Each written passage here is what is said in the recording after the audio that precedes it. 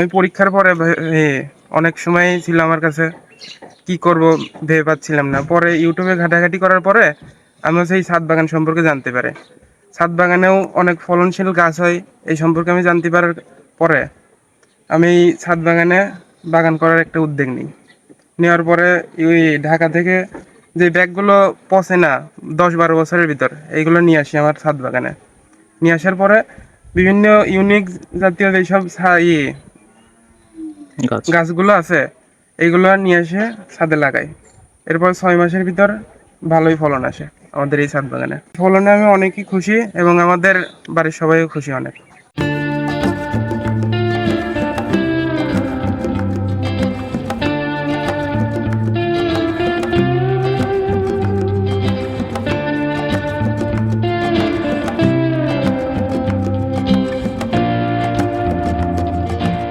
মিনহাজ কবি একজন শৌখিন মানুষ। সে তার ছাদ বাগানে একটি ছাদ বাগান করেছে।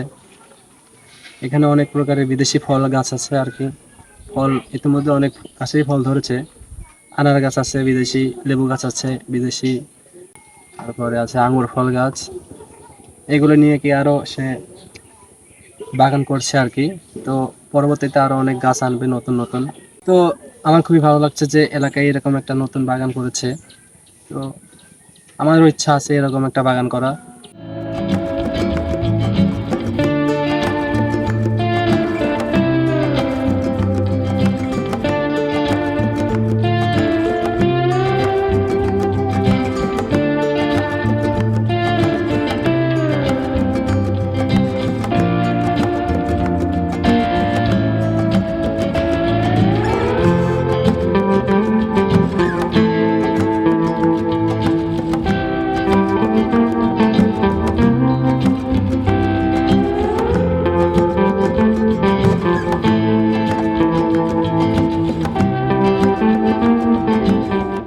মিনহাজ আমার এক খুব কাছের ছোট ভাই।